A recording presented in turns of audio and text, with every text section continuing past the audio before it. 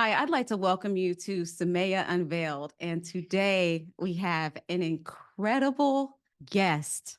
I consider her my sisters. I met her at Spelman College 20 years ago. And from the time I met her, and I don't know if you are, I know we have different viewers from maybe different places in the country, maybe different parts of the world. So I don't know if you are familiar with an amazing show called A Different World, but there was a show that was set on a college campus called Hillman, where people from different areas came together and they really became a family. They became brothers and sisters. They were really close friends. And this is a representative that I have here today that I met in college. She is my Spelman sister. Shout out to all my Spelman sisters out there. I met her many years ago, and I actually remember before I get into describing her, I want to talk about how one of her first memories of meeting me, which is embarrassing, is I think we were walking back from freshman orientation or some type of activity from Clark Atlanta's campus, because we have different campuses: Morehouse, Spelman, Morris Brown, Clark Atlanta, and other colleges that are close by. And I believe somebody was like bullying someone else and I didn't like it. And I said something. I was kind of like interjecting and a little aggressive about it. And Frenda was trying to calm me down, like, it's not that serious. Do you remember that? I don't like bullies. She probably saved my life that day, but I don't like bullies at all. So yeah, that was how we met. And as she got to know me, she was like, "Oh, you're a nice person. I thought you were just wild, like just wild." And I'm like, no, I just don't like bullies. But so that was one of my first memories of her. What I can tell you about Frenda is she is truly a friend. That is in her name. So if anybody calls her this, I will personally be offended. But she is my Miss Friendly. Like, that's my personal nickname for her. I love her. I believe she is one of the friendliest people, one of the best friends that you could ever have. She's loyal. She is honest. She is candid. She is raw. She is faithful. She will pray for you. She will pray with you. She will cry with you. She will laugh with you. She will make you feel understood. I can recall one particular time, one of our friends many years ago lost a relative that was very close. Figuratively speaking, if they were in a boat, Frenda essentially got in the boat and sat. And the words that she began to share with our friend were, it was just like medicine. And obviously, when you deal with death and you deal with loss, it's not the easiest thing in the world. But the way that she carefully crafted her words and sincerity and talked about how that friend poured into that loved one in that loved one's last moments, it was so beautiful. Even thinking about it now brings me almost to tears. It was that beautiful. And it's just who Frenda Rodgers is. She is an incredible friend. She's an incredible woman. And I hope she doesn't get mad for me saying this, but she is also single and she's not looking particularly, but I believe that whoever gets her, if she ever does marry, whoever gets this woman, whoever finds this treasure is going to be a blessed man, because she is richly blessed, very sincere, very authentic, a hard worker, an intelligent woman. And I am so excited to have her here. She is here today sharing her book, Healing My Mother Wounds. And it is a 21-day workbook and journal. I just want to give a little bit of a disclaimer. And I'm so happy that this happened with my friend on this episode. My mouse is acting a little interesting right now. So I will be reaching and scrolling for these questions. I wanted to make sure that I am staying true to the script. So if you see me reaching, I am not disengaged. I am fully engaged in hearing this amazing author, but I will be reaching. So on this episode, we are going to call this episode Frenda Rodgers Unveiled. And I would like to pull back the veil on Frenda and reveal a little bit about the journey that led you to write this book. So who was Frenda before writing this book? Did she have a mother wound? And how did she embark on the journey of healing? Who was I before this book?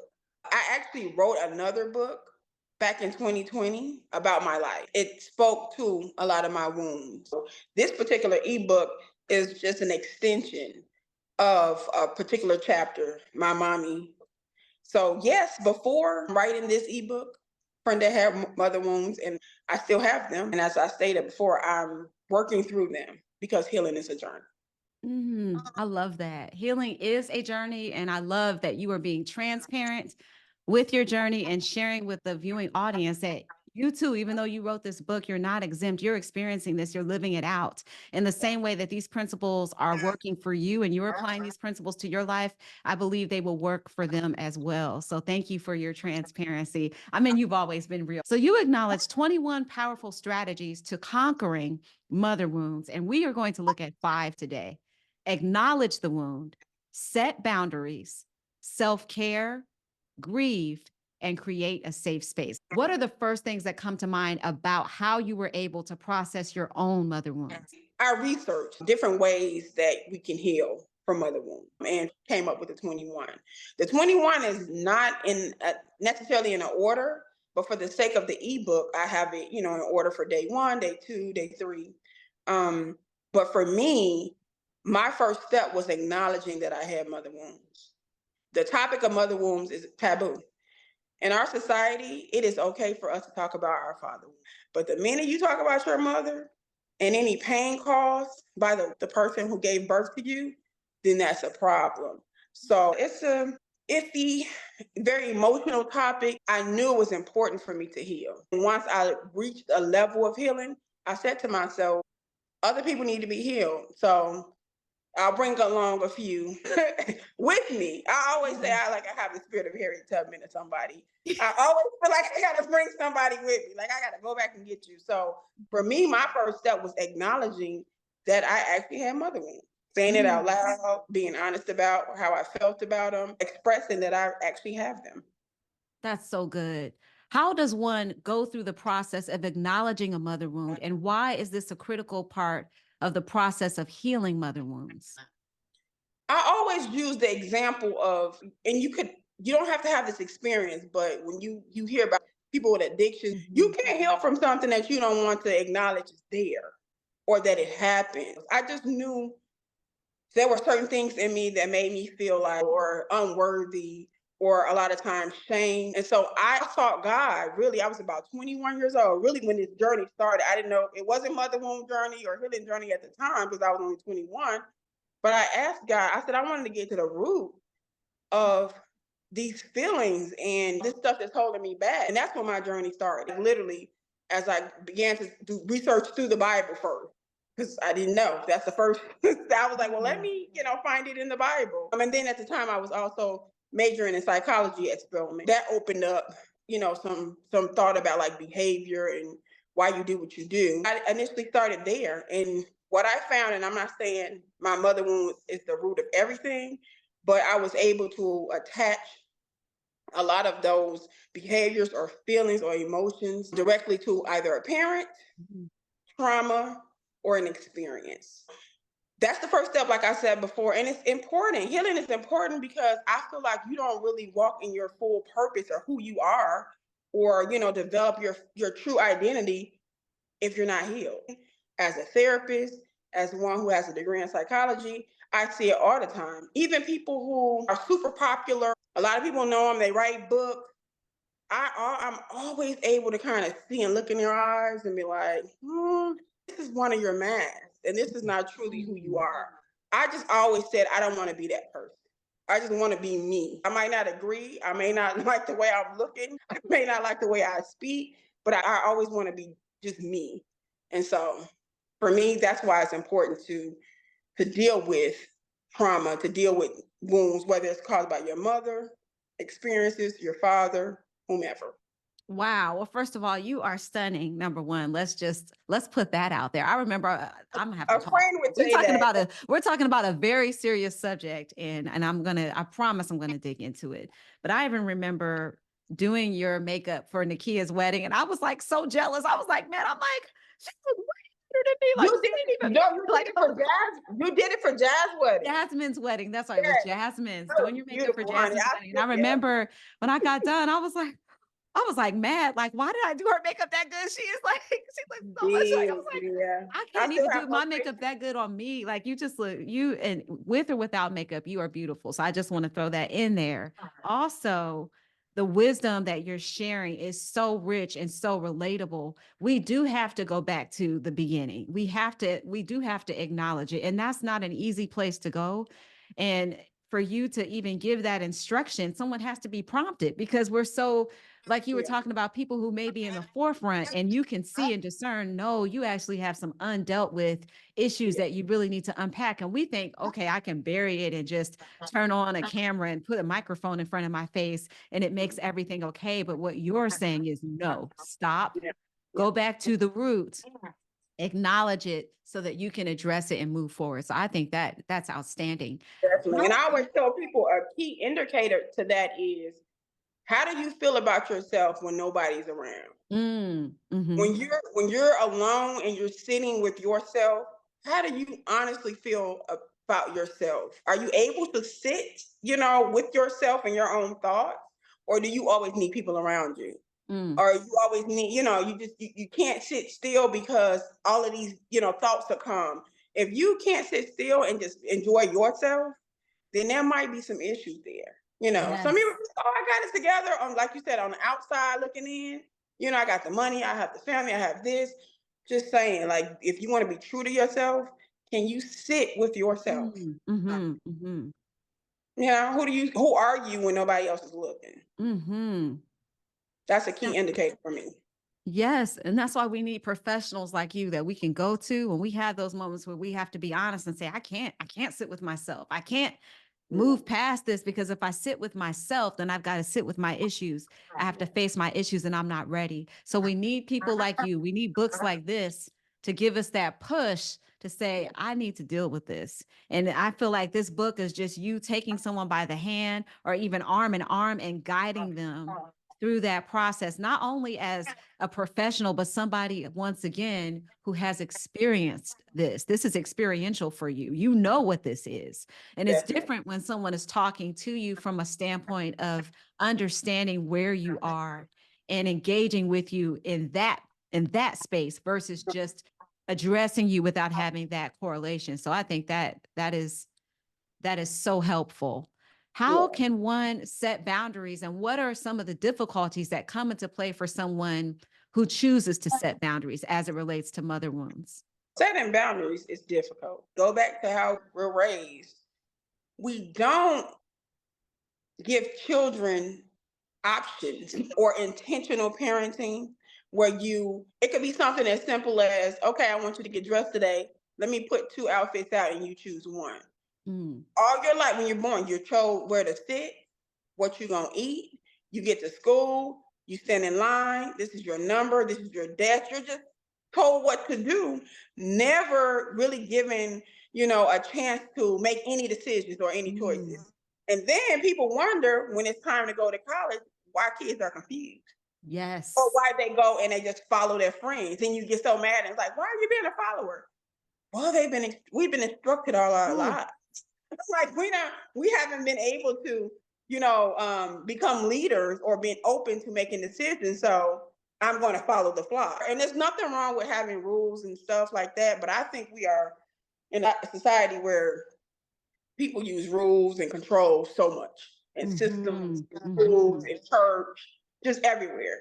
So setting boundaries for a lot of people is very difficult. Number one, you don't know how to really say no. You don't know Yes. how to say no. You Mhm, couldn't say no to the teacher in school. You couldn't, you just couldn't say no. So a lot of people do not know how to do that.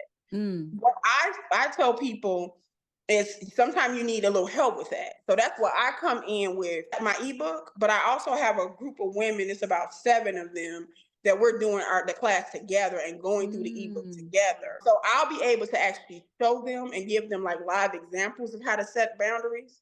But for me, number one, I had to learn that the word no is a complete sentence. mm, And it's okay to say no. Or mhm, it's okay to say not at this time or I can't do it. For me, I was a people's pleaser, and mhm, you call me friendly. You've called me friendly mhm, for like 20 years. I always wanted people to like me, mhm. right? So saying no to people, they're not gonna like you. So I said yes, even in times where I didn't have it or I couldn't do it. But I went out my way just to make sure you like me. So for me, like I said, setting boundaries for me was no, I cannot do it at this time. Or Mhm. sometimes, no, just because I don't want to do it. Another way to like set boundaries in the way that I have is saying something and sticking to it. Right. So Mhm. specifically like with my mom, even now, and I'm gonna just talk about my experience. I'm not gonna share her story because it's not my place to share her story. Mhm. But in my experience with my mom, a lot of times you can't say no to your mom, Mhm. especially in some of our communities. Oh yeah. You know, you just Mhm. can't say no to them. Mhm. I can say no to mine. It's okay. Mhm. Like I've Mhm. learned to be like, Mom, no, I can't do this. And she will literally, because she's used to not just me, but my some of my other siblings will say no, and then she'll ask enough, and then we'll change our minds and be like, okay, we're gonna do it. Mhm. I stick to my no. If I say Mhm. no, I can't come to bring you this at this time, I may say no, and that's just it, or I may say no. What about Friday? And she'll still be like, "But I want it today. I can't help you today." So Mhm. it's like you have to practice that because again, we're not set up, and it's so much of more deeper conversation in regards Mhm. to boundaries. I think too with young kids and not to veer off on conversations, but kids who are abused, whether it's Mhm. emotionally, physically by people in their family, people at church, Mhm. it's a boundaries issue. We never Mhm. teach our kids that it's okay to say no to adults, Yes. or you don't have to say hi to this adult. It's Mhm. okay if you're feeling a little funny around this adult just because they're your aunt or uncle. Trust that feeling that that child has. Yes. Don't make Mhm. a child hug somebody that they don't want to hug. Ooh. So we Yes. have to teach them at a young age. You can set boundaries. Well, everything you're saying, Frenda, is spot on. What role does self-care play in mother wounds, and what would happen if someone skipped this step in the process of addressing mother wounds? We are not taught how to put ourselves first. Mm. We're taught as little kids. You're being selfish. Share your toys. Why you don't? Sometimes you don't have to share. She should have came over here with her own doll. And I know that happens really bad. We are taught as little people, and then people sometimes use that against us when they're like, "You need to share. You don't need to be selfish." There's Mhm. a time when you share your time. That's a time when you share your gifts. There's a time when you share your energy. And then there's a time when you keep that for yourself because you need Mm. it. I always say this: things happen and we will sometimes never understand. We Mm. can ask God and ask and ask. And sometimes God will answer and sometimes God will not. Mm. One thing I've learned, what was I supposed to get out of this? Wow. Everything happens for a reason. The Bible talks about all things work together for the good that love God Mm. are Mhm. called according to. I understand that scripture now. Sometimes we say scripture because we just hear it and we grew up Mhm. there, Mhm. memorize stuff. But everything happens for a reason, even the trauma, Mm. even the pain. There is some lesson, there is something that you're getting out of it, even if it's for someone else. Yeah. So where are you now with addressing your mother wound after writing this book, after going through this while currently, spearheading a group that is interacting and you're walking with them. Where are you now with addressing your mother wound, and what final words would you like to share with the viewing audience regarding dealing with, addressing, and healing through mother wounds? I'm at the point where I am kind to myself. Mm. I give myself grace. Um, I keep saying healing is a journey. Mm-hmm. And just because you have certain feelings or certain emotions come up, that does not mean that you're not healed. Learn to be kind to yourself. Mm. Like do research on mindfulness. I think Dr. Yes. Caroline Leaf, I absolutely love her. She has amazing books on mindfulness, and she Mm. actually like take you through steps. Do this today or do that today. Mm-hmm. Teach because it's not a normal thing. We have Mm. to learn this skill of being kind to ourselves. So be kind Mm. to yourself. And as you said, Sumaya, when just because you feel the ouch, the pain of something or you're triggered by something, that does not mean that you're not healed. Think about it in a physical sense. When you, let's say, broke an arm, your Mm-hmm. arm is healing. So you still may feel some, Yes. Oh, you're in pain. my head. Yeah, like you feel some pains or it's itchy or uncomfortable. All of that is telling you that you're healing. Yes. Like that's like proof, of healing. So when you're feeling like those emotions, that's proof that it's healing. So stop letting people tell you, oh, if you feel that or you feel this, you're not healed. You're supposed to feel. God gave us Mhm. emotions. You're supposed to feel. Though when you feel, and sometimes when you're triggered, that's how you know that you are healing, that you're on that journey. Because if Right. you wasn't affected by it, it wouldn't bother you. Yes. It wouldn't. Yes. You have to And think about. numbness can be a symptom of not healing, of Yes. not being fully healed, being numb. We think that, oh, you're not supposed to feel that, just like you said. But sometimes being numb is a part of the diagnosis as well. So Yes. everything that you're saying, Frenda, it's spot on. I am such a Frenda fan. Like, you are my sister for life. You have always been an amazing woman of integrity, a woman who I value deeply as a friend and a sister. So you have friends, but then you have like fristers. You're kind of my frister. You are my friend and my sister. I Yes. could not talk to you for 10 years and we get together and it's like nothing is ever. And if you ever need anything, I'll get on a plane and vice versa. Like, it's that. And we're a part of a sisterhood. We have Yes. some, shout out to Nikki and Jasmine. We love you guys. We have some amazing people that we love. And it's just, I'm so, as your friend and as your sister, I am so proud of you. I'm not the least bit surprised. I'm proud of you. I hear you. I definitely am learning from the strategies that I can apply to people in my life that I have experienced wounds from. And I'm sure people I've actually wounded, it kind of makes me think about, how I moved in times past. And sometimes even now, what can I do to be better so that I'm not one of those people that's causing the wound? So you've given me a lot to chew on, a lot to think about. You've given the audience a lot to consider. And where can people go? What are some of the programs that you are offering? I know you talked about that, kind of the coaching program. I don't want to give the wrong words, but we want to know the book, the coaching. What is it that you offer, and where can the viewers go so that they can undergo this process of healing their mother wounds? Frenda Rodgers, that's FrendaRodgers.com. All the services that I offer are there. I think I stated through the interview that I'm a therapist, life coach. This particular class that I am offering, you can come right in. We're on day 4 with healing my mother wounds. I currently created a safe space for a few women to go through the 21 steps that I provide in the ebook. So each day we are reading a book and we're going through those steps together. And it's not too late. You can actually join, but we're on day 4. So again, it's at FrendaRodgers.com. Or if you're not able to join the class, and I actually host a class at 6 a.m. Central Standard Time and also at 6 p.m.